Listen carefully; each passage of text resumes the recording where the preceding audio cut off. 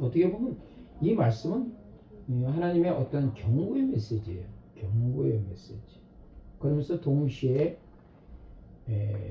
그 구루토기 이 시, 그 남아 있는 자를 통해서 하나님의 거룩한 일들을 행하시겠다는 부분들이 이제 핵심이 되겠습니다. 이사야 선지자가 그 사역했을 때가 주전 736년에서 한 702년. 그때는 어떻게 보면 남유다 왕국과 북이스라엘이 어떤 상황이냐면 격동의 시기예요. 어떤 격동의 시기냐면 이때는 어떤 상황이냐면 이사야 그 선지자 시대 때 북이스라엘이 언제 멸망당했죠? 주전 722년에 주전 722년에 멸망당했습니다. 그러니까 이사야는 북이스라엘 왕조의 멸망당한 것을 실제 경험했던 선지자예요. 동시에 남유다 왕국도 아수르에 의해서 많이 초토화된 상황이에요. 그러니까 북이스라엘은 어떻습니까? 아수르 제국의 주전 720년에 멸망당했고 남유다 왕국도 아수르 제국에 상당히 많이 온 국토가 초토화된 이런 처참한 상황이었어요. 그러면 왜 이스라엘 백성들이 이러한 난국을 경험했는가라는 부분들이 이사야 1장에 나와 있죠. 1장에 2절에 보니까 내가 자식을 양육하였거늘 그들이 나를 어떻게 했다? 거역했다. 5절 말씀 보니까 너희가 어찌하여 매를 더 맞으려고 폐역을 거듭하느냐. 그러니까 어쩌다 한 번 한 게 아니에요. 계속 반복적으로 하는 거야. 폐역을. 그러니까 어때요? 온 머리는 병들었고 온 마음은 피곤했다. 그냥 총체적인 문제가 발생이 됐다는 얘기죠. 11절 말씀 보니까 너희의 무수한 재물이 내게 무슨 유익하냐. 그러니까 이스라엘 백성들이 하나님 앞에 더 매에 맞는 건 뭐예요? 예배, 속죄제, 번제, 화목제 모든 제사를 꾸준하게 종교적 행사를 충실하게 다 했음에도 불구하고 여전히 죄를 버리지 못한 부분. 그것이 바로 그들의 범죄죠. 그것이 13절의 아주 핵심 부분이죠. 그게 뭡니까? 성애와 아울러 악을 행한다. 그리고 사회적 약자를 괴롭히는 것. 사회적 약자 누구죠? 주로 고아와 가부들을 괴롭히는 겁니다. 그들에게 의해서 그 송사를 억울하게 판결하는 것들이죠. 자, 이런 상황에 북이스라엘뿐 아니라 남유다 왕국에 있는 전체적인 것은 이런 패턴인 거예요. 하나님을 거역하고 폐역하고 그 다음에 종교적 행사는 열심히 하지만은 그 죄악을 범하는 것에 대해서는 중단하지 않고 성애와 아울러서 악을 행하는 것.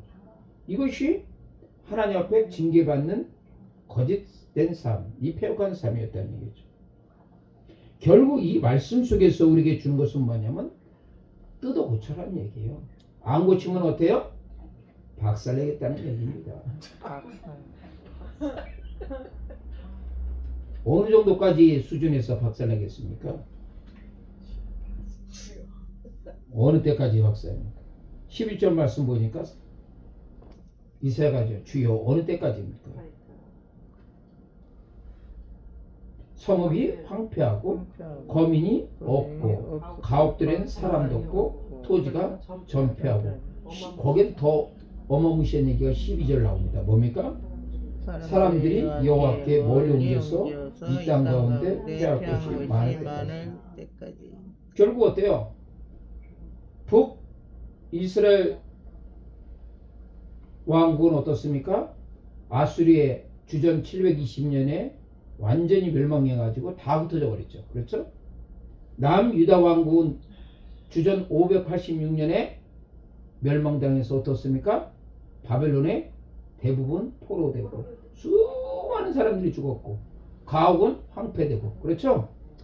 모든 농경지도 완전히 파괴되고 성전도 불태워지고 뭐 무슨 상황에 희망이 없게끔 만들고 그래서 하나님께서 좋은 말 할 때 안 들어오는 인생들은 뭡니까?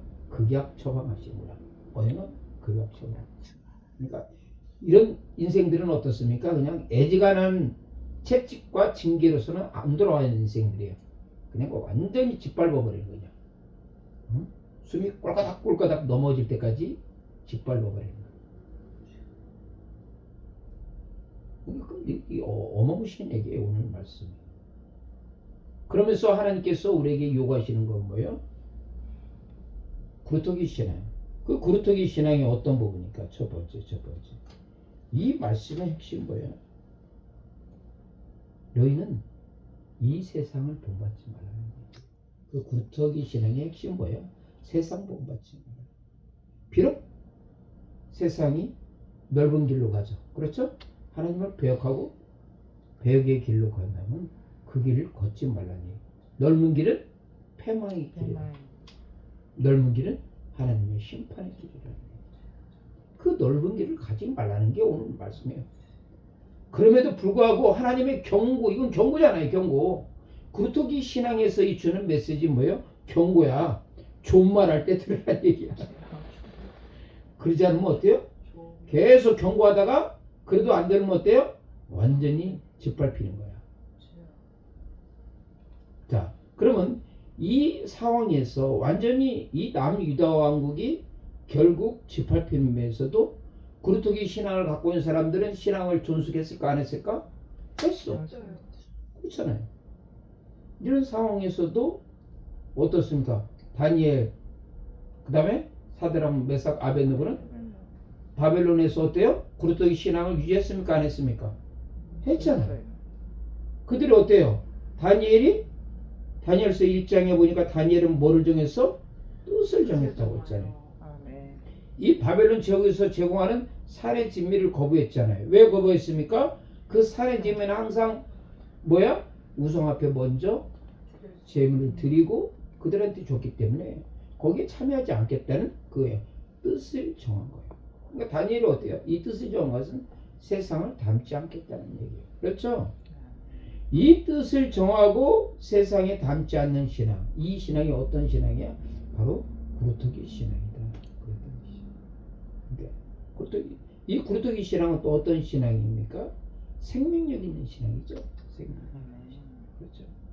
다른 사람들이 다 했어도 이 구루터기를 생명력 존속하는 거고요. 우리가 베드로서 3장 9절에 하나님께서 오래 참으신 것은 뭐 때문에? 아무도 멸망치 않고 다 구원하게 합니다. 그러니까 하나님의 오래 참으신 것은 누구를 위해서? 그 구루터기 신앙을 갖고 있는 사람을 위해서요. 그렇죠? 그 생명이 존속하게 유지하게끔.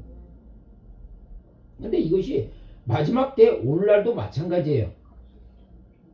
하나님의 징계를 통해서 온 세상에 이 심판이 임할 때도 이 구루터기 신앙을 갖고 있는 하나님의 백성들은 하나님께서 꼭 붙잡고 계신다. 이게 바로 있어요. 그러니까 우리는 뭐예요? 구루터기 신앙했을 때 세상을 닮아야 된다? 왜? 이 세상에는 뭐예요? 이 불순종의 영이 통치하고 있는 세상이기 때문에. 그렇죠? 불순종의 영이 통치하고 그 세상을 닮지 말라. 이 세대를 닮지 말라. 그 부분이 핵심인 거죠. 두 번째, 이 구루터기 신앙 부분에 대해서 이 부분은 뭡니까? 바로 예배를 통해서 하나님과 더 가까이 가라는 얘기예요. 아까 얘기했죠. 이스라엘 백성들 속죄제와 번제, 화목제 이것을 통해서 하나님을 섬긴다고 했습니다. 종교적 모습은 있어요, 없어요? 있죠.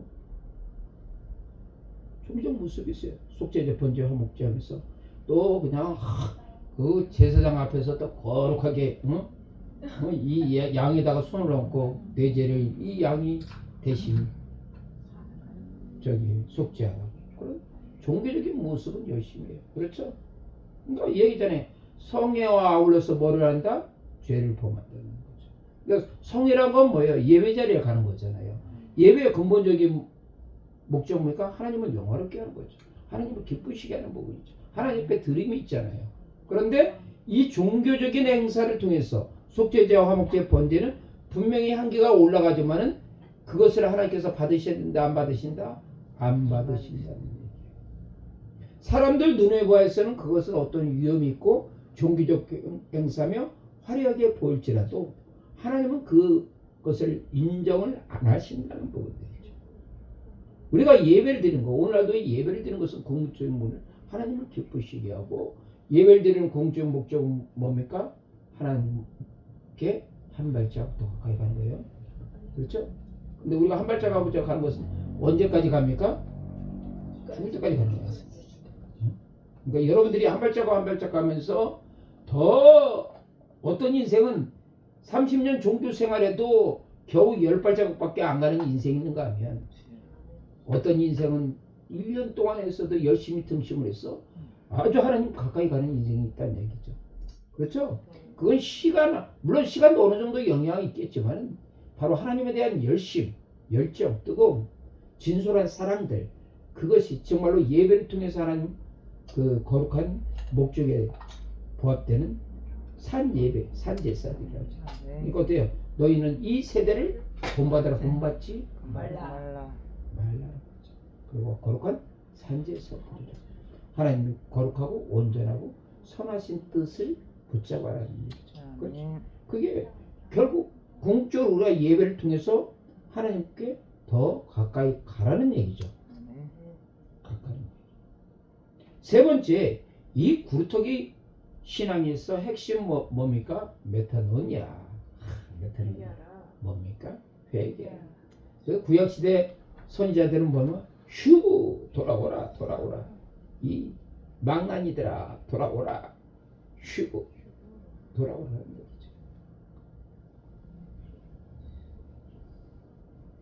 11절 말씀 한번 누가 읽어보시오. 내가 가로되 주여 어느 때까지이니까 대답하시되 성읍들은 황폐하여 거민이 없으며 가옥들에는 사람이 없고 이 토지가 전폐하게 되며. 아멘. 저기 12절까지. 사람들이 여호와께 멀리 옮겨와서 이 땅 가운데 패한 곳이 많을 때까지니라. 자, 하나님 앞에 도전하고 패역한 백성들의 궁극적인 도착지, 목적지가 여기 정했어요, 안 정했어요? 정했죠? 정해졌어요 이미.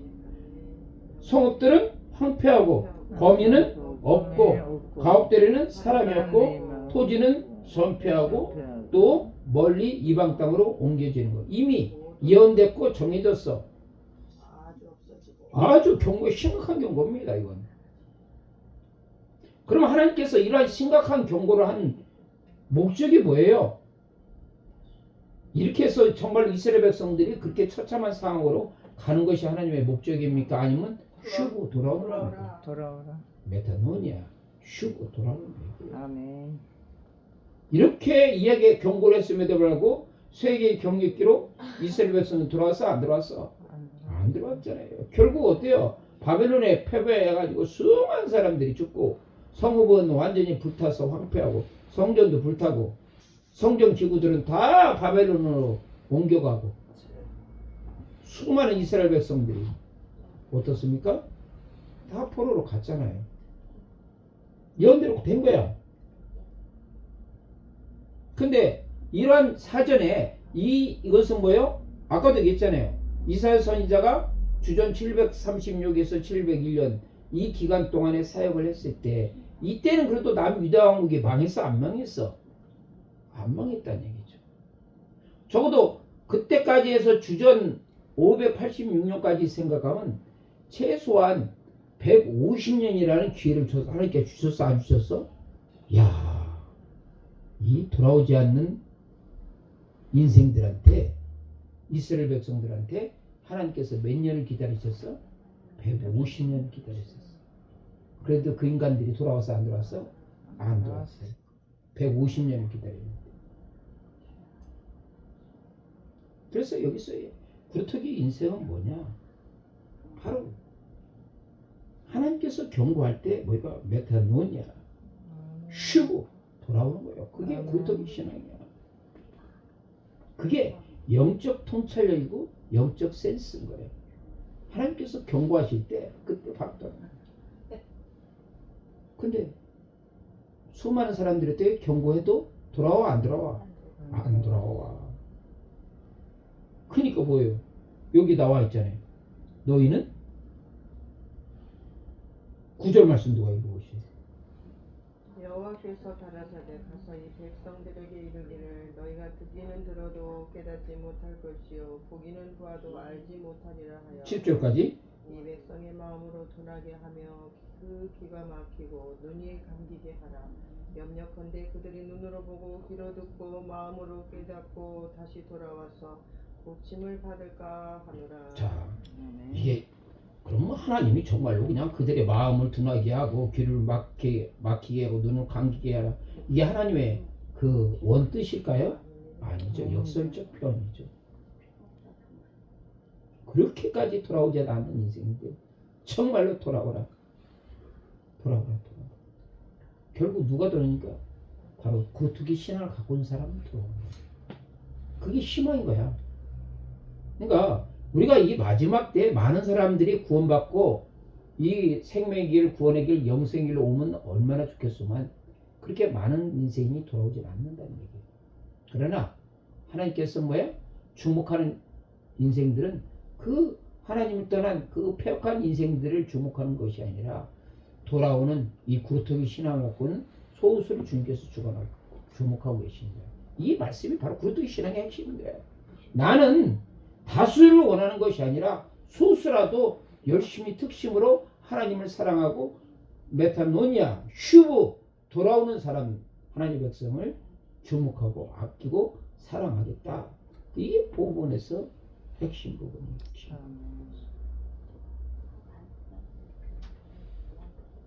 또한 이 구루터기 신앙 부분에서 중요한 것은 뭡니까? 믿음의 반응을 알아. 무슨 반응? 믿음의 반응. 여기서 이사야는 뭡니까? 8절 말씀 누가 읽어보시죠.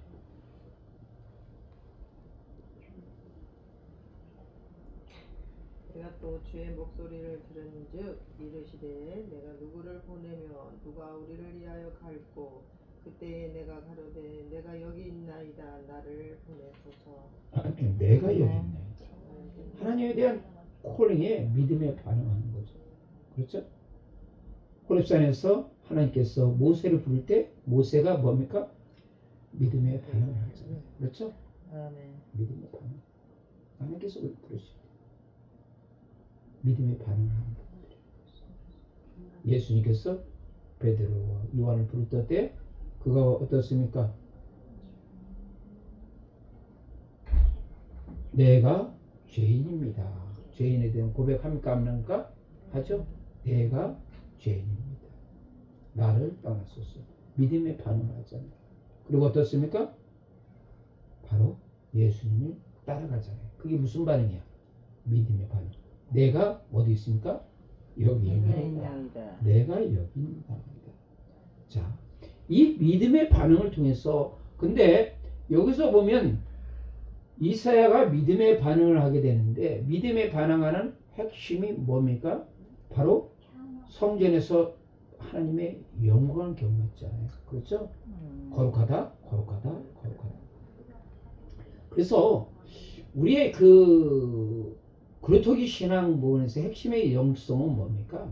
하나님의 영광을 경험하는 거라고 해요. 그렇죠? 우리가 정말 얼마나 깊이 하나님의 영광을 경험할 것인가라는 부분이에요. 우리가 구약시대 성막에서도 보면 가장 최고의 정점이 어때요? 지성소에 들어가는 거잖아요. 그래서 우리의 영성 부분에서는 결국 뭐냐면 지성소로 가는 거예요. 들어가는 거예요. 그러면 이 지성소에 어떤 인생은 죽을 때까지도 한 번도 못 들어가는 인생이 있는가 하면 또 어떤 생은 깊이 기도할 때마다 이 지성소에 들어가는 인생이야. 또 어떤 인생은 뭡니까? 가물에 콩나듯이 지성소에 들어가는 인생이 있어요. 어떻게 반응하든 간에 우리가 하나님 앞에 이 지성소에 그러니까 오늘 이 이사야가 성전에서 하나님의 영광을 경험했다는 것은 그 인생에서 뭐를 경험한 거야? 지성소를 경험한 거야. 하나님의 영광을 경험한 거야. 영광을 경험하니까 하나님께서 콜링하실 때 어떻게 대답해요?